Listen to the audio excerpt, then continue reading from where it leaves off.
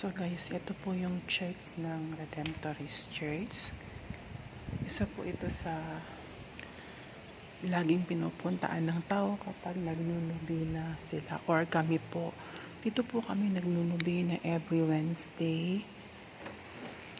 So dami pong nagnunubina dito. Isa rin po itong church na to sa napaka-devoted church. Napakagandang church din lang. Lalabas po tayo.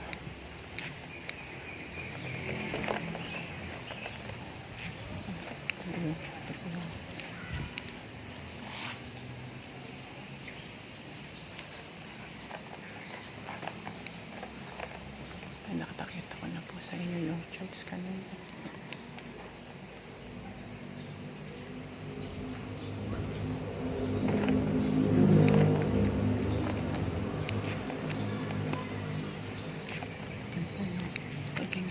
Ganyan po kalaki yung church. Lahat po ng church sa Lipa, malalaki po. Talaga pong ginagastosan nila. Binibigyan po nila ng pansit. Kasi po, ang mga tao sa Lipa ay napaka-religyosa. Ako po. Yan po, inabol po ako ng bubuyog. Dati, nabol ako ng bubuyog. Dati, bubuyog. Dati, bubuyog.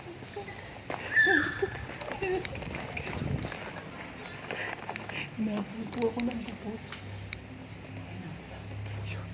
Nakakaya. Nakakaya po. Nabol ako ng bubuyog. Tara na.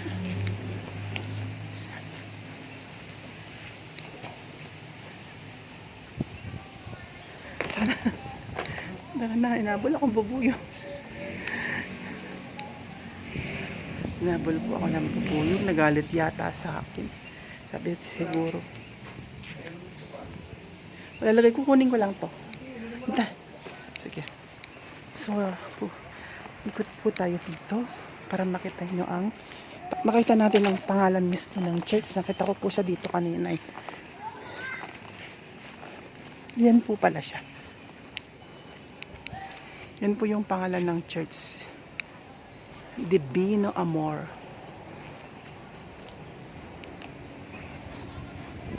Yan po, ang laki po ng church.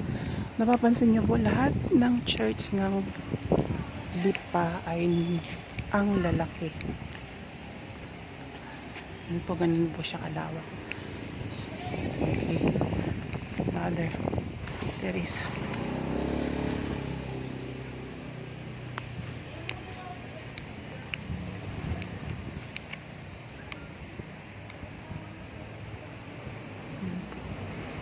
Si Mother Teresa.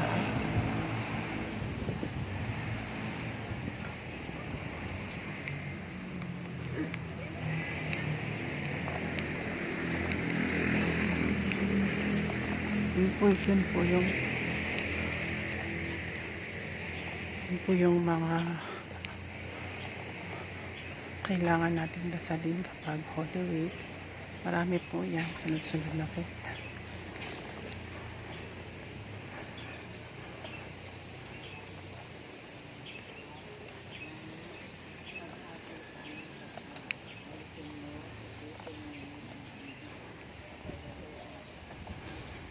Sobra pong ganda ng church.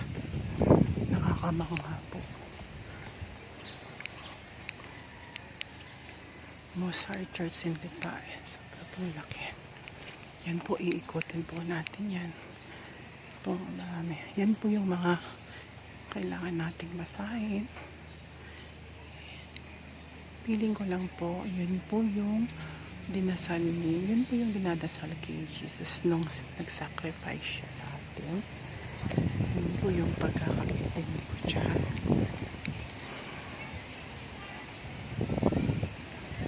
Check po natin. Ito nga po. Mabasa natin. Yan, ang pagtulong kay Jesus ni Simon.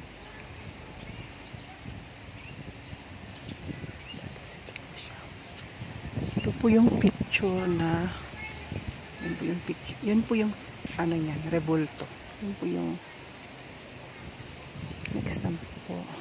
Tingnan nyo po yung puno, oh. Ang lalaki na po ng mga puno. Ganyan po kataas ang mga puno. Lalaki po ng puno. Talagang napakatagal na rin ang simbahan natin. Laki, no?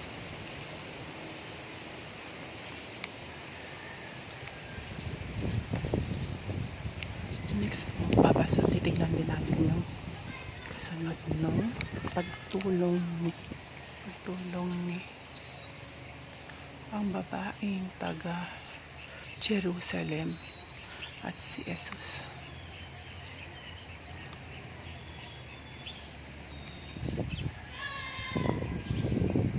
Yan po yung pic niya.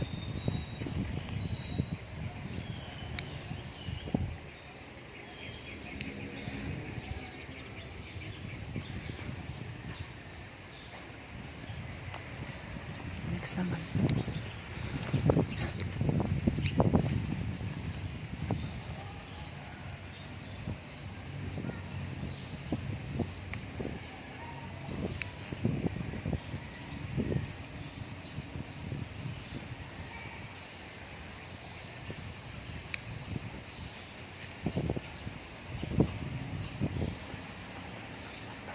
Paghuhubad at pagpapako sa krus. Ayan.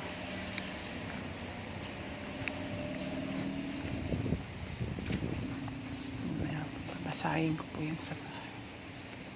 Naman po. Yun yung may araw po kasi. Ayan.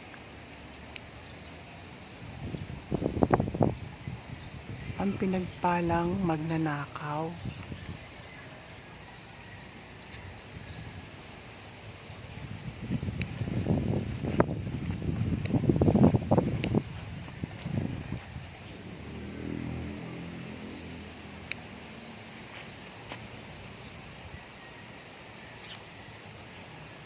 Maria sa paanan ng krus.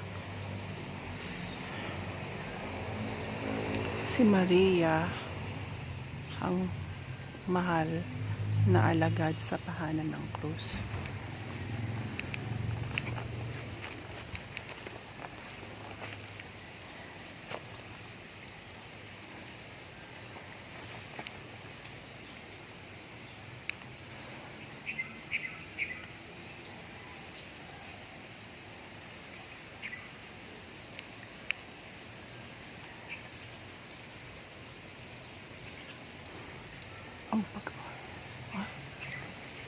Yun po, oh. Yun po, oh. Ang pagkamatay ni Jesus sa krus.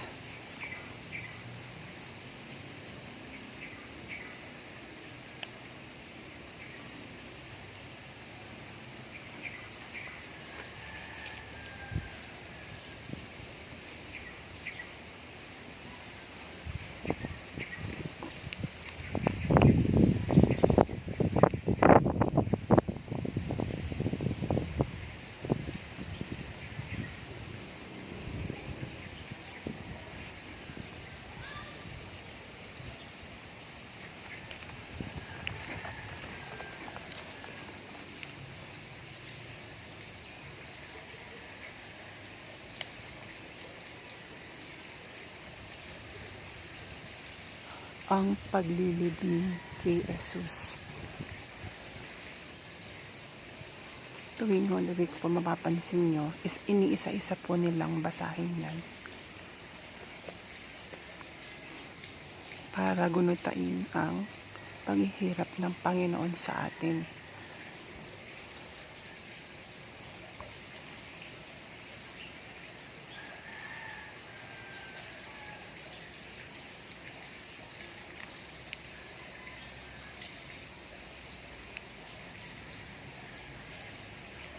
Next naman po.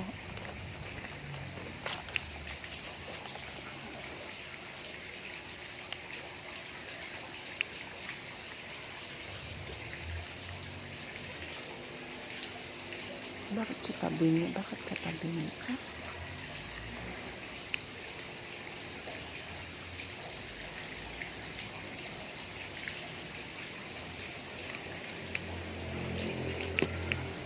Niluluto ko na siya ngayon. Yan, okay na. Okay na siya. Ang muling pagkabuhay ni Jesus. Isa po, pangkatapusang panalangin.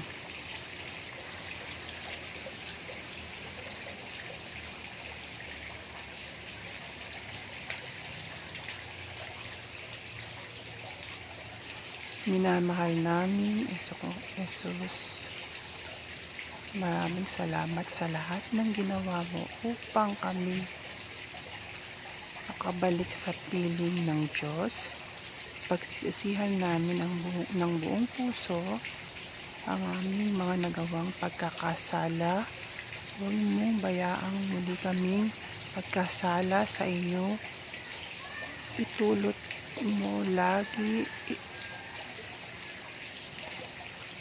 lagi ka naming mahalin.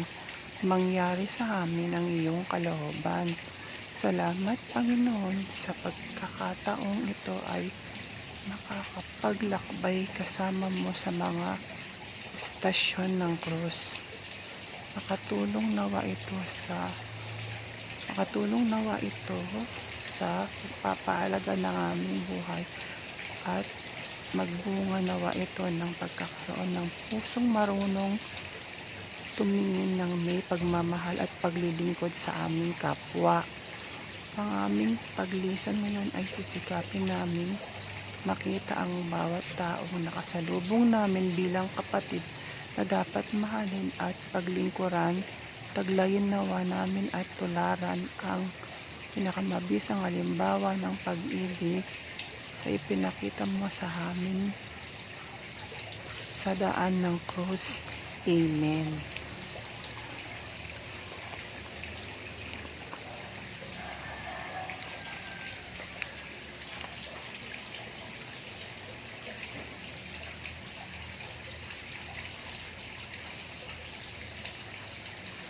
Importance. Okay. Sige, sa pagkawin natin ngayon. Ang katanda na po ng mga puno dito. Kasi patingnan niyo po itong puno po. Ang laki po.